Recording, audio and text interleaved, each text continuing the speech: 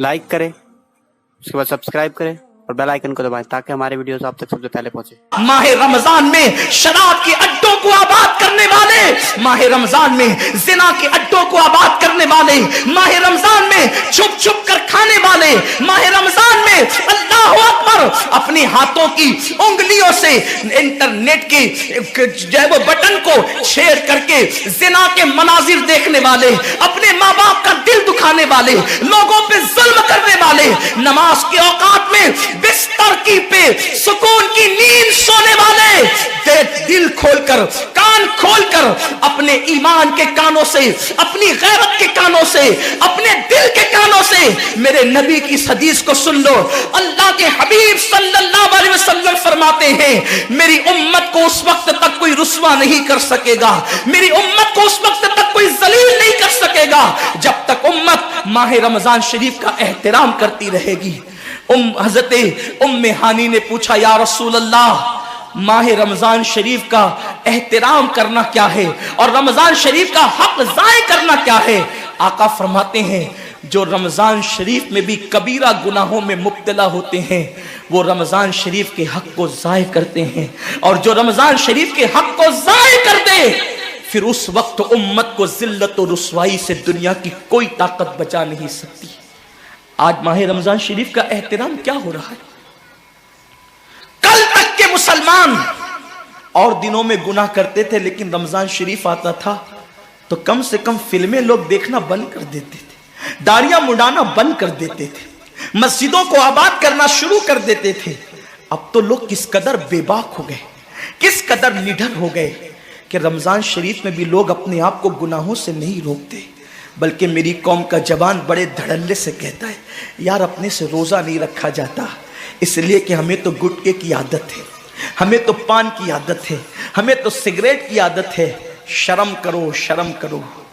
नबी के नाम पे जान कुर्बान करने की बात करने वालों, जो नबी के नाम पर 12-16 घंटे भूखे और प्यासे न रह सके, वो नबी के नाम पे जान क्या कुर्बान कर सकते?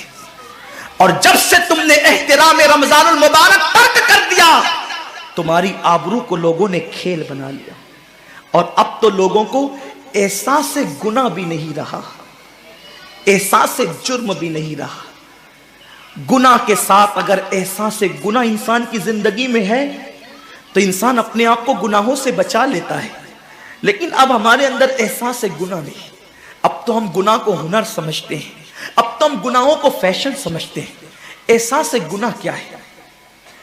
अगर इंसान गुनहगार हो और एहसास से गुनाह भी हो तो वो एक न एक दिन सुधर जाता है, वो एक न एक दिन संवर जाता है। हमारे पास एहसास से गुनाह खत्म हो गया।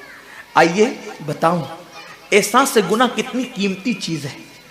रमजान शरीफ में खा रहे हैं, पी रहे हैं, बल्कि मुसलमानों की होटलें बंद है तो गैर मुस्लिमों की होटलों में खा रहे हैं, छुप छुप कर घरों में खा रहे हैं। लोगों से छुप कर खाने वालों, जो तेरा कुछ नहीं बिगाड़ सकता तू उस इंसान से छुप करके खा रहा है। जो खुदा तुझे सजा देगा क्या तू उसकी निगाहों से भी छुप सकता है? और रोजे भी क्या रोजे रह गए, अब तो रोजे भी रस्म बन गए। जो रोजे रखते हैं रमजान शरीफ में, उनको रोजा रखने की आदत है, वो रोजे को इबादत नहीं समझते। जो रोजा आदत बन जाए वो निजात नहीं दिला सकता, जो रोजा इबादत बन जाए वो निजात दिला सकता। एक तो रोजे की आदत है और एक तो रोजा इबादत है। रोजा आदत और इबादत में फर्क क्या है? आदत ये सब ने रखा, हम भी रख लें, ये आदत है। न रखेंगे तो क्या जवाब देंगे, ये आदत है। न रखेंगे तो लोग ताना देंगे, आदत है। फिर रोजा इबादत क्या है? रोजा इबादत यह है कि अल्लाह ने रोजा रखने का हुक्म दिया है और मुस्तफा जान रहमत ने रोजे का हक ये बताया है, अगर तू रोजा रखे तो सिर्फ भूखा प्यासा न रहे, बल्कि तेरा हाथ भी रोजेदार रहे, तेरी जबान भी रोजेदार रहे, तेरी आंख भी रोजेदार रहे, तेरा पैर भी रोजेदार रहे, तेरा कान भी रोजेदार रहे। कान रोजेदार इस तरह कि कान अल्लाह के ममनू करदा चीजों को न सुने, हाथ रोजेदार इस तरह हाथ अल्लाह के मना करदा कामों को न करे, जबान रोजेदार इस तरह कि जबान अल्लाह की ममनू करदा चीजों को अदा न करे, पैर रोजेदार इस तरह कि पैर उस जगह चलकर न जाए